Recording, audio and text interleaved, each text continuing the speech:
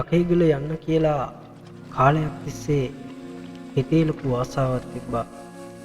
මොකද ලකේගල කියන්නේ මහා බල සම්පන්න මහා රාවණයන් විශ්වයත් සමග පණිවිඩ හුවමාරු කරගත්ත බලගත් ස්ථානයක් කියලා මං අහලා තිබුණා. ඉතින් ඔහොම ඉන්නකොට තමා මගේ යාළුවෙක්ගෙන් දවසක් කෝල් එකක් එනවා. මචං හෙට නිවාඩු දවසේ කොහේ හරි යමුද කියලා. ඉතින් අපි කතා වුණා ඒ මිහිපිට බලගතුම ස්ථානයට පියන ගන්න. ඉතින් අපි අද සූදානම් වෙන්නේ මහා බල සම්පන්න හෙළ යක්කුල මහා රාවණ රජු ඊශ්වර දෙවියන්ගෙන් මහා බලයක් මහා බල ශක්තියක් ලබාගත් යක්කුල අඩවිය සොයා ලකේගල තරණයට. මේ මහා පර්වතය තරණය කරන ගමන අපි ආරම්භ කරේ නාරංගමුව ගම්මානයට ඇවිත්. ගමේ අය නම් අපිට කිව්වේ මස් මාංශ අනුභවයෙන් තොරව මත්පැන් පානයෙන් තොරව මේ ගමන යනවා නම් හොඳයි කියලා. මොකද එහෙම ගියපු ගොඩක් අයට පාර වැරදුනා වගේම සමහර අය ආයේ ආවේ නැහැ කියලා ගමේ අය අපිට කිව්වා.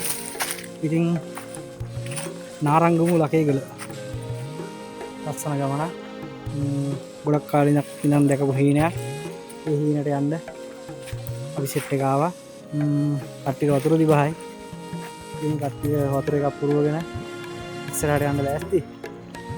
දැන් අපි යංගුමින් පව කරලා කට්ටියත් එක්ක වතුර එකක් පුරවගෙන අපි උඩට ගිහින් ඕගොල්ලෝ ලස්සන තැන්ටියක් පෙන්වන්න. හම්බුනේ.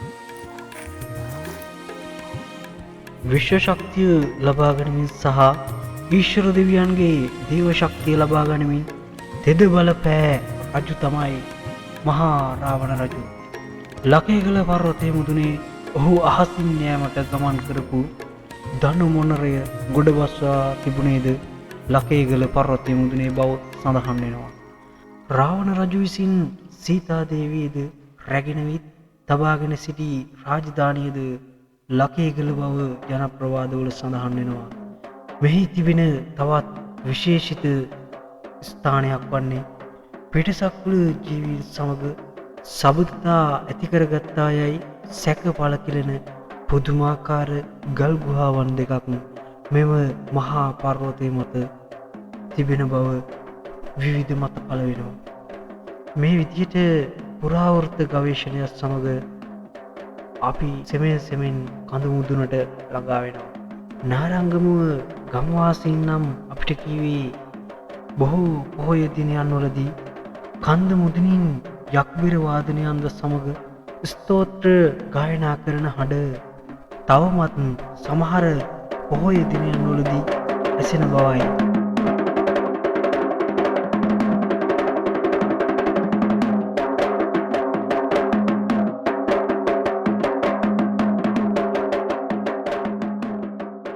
ඒ වගේම මේ පර්වතයේ සැඟවුණු සෙල්ලිපි බෙහෙත් වට්ටෝරු සහ යුද රහස් සහිත වටිනා පුස්කොළ පොත් මෙහි ඇති රහස් ගුහාවන් තුල සුරකිව සඟවා ඇති බවට ජනප්‍රවාදවල සඳහන් වෙනවා.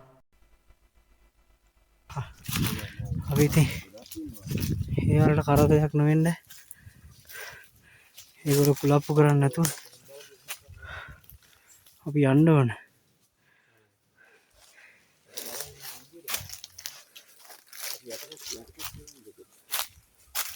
මේ ගමන යනකොට සමහර තැන්වලදී හිතට බය ගෙන දෙන සිදුවීම් වලටද මුහුණ දෙන්න සිදු වෙනවා. දිව්‍යයන් කුරුවලියන් වගේම භයංකාර ශබ්ද ඇසීමට වගේ හිත ගැස්සී යන ආකාරයේ අමතක නොවන සිදුවීම් වලට මේ ගමනේදී මුහුණ දෙන්න සිදු වෙනවා.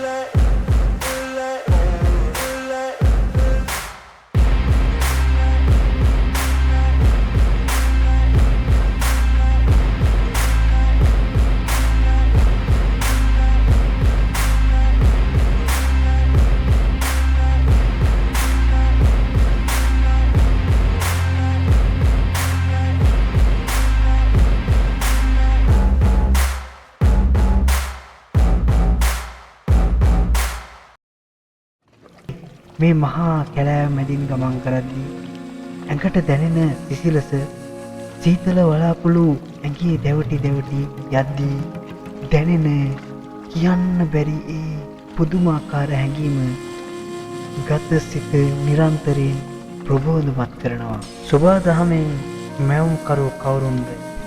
විශ්වයට ස්තුතියි. මගේ මේ පුංචි රටට දිව්‍ය ලෝකයක් බඳු අලංකාර පින්බිමක් ලබා දුන්නාට. ඒ වගේම මේ මහා පර්වතය ආරක්ෂා කරන දෙවි දේවතාවුන් හට ස්තුතියි. මේ මහා කැලෑව සතා සිව්පාවන් වගේම අවට ගම්මාන ආරක්ෂා කරනවට මන් දන්නේ නෑ මගේ රටේ තිබෙන හෙළ රහස් අදටත් රහසක්ව පවතින්නේ ඇයිද කියා. එදා අතීතයේ තිබුණු තාක්ෂණය අපට අද තිබුණා නම් ලෝකයේ දියුණුම රට මගේ පුංචි ශ්‍රී ලංකාවයි. එය නොඅනුමානයි. හමුවමු තවත් ගවේෂණයකින්.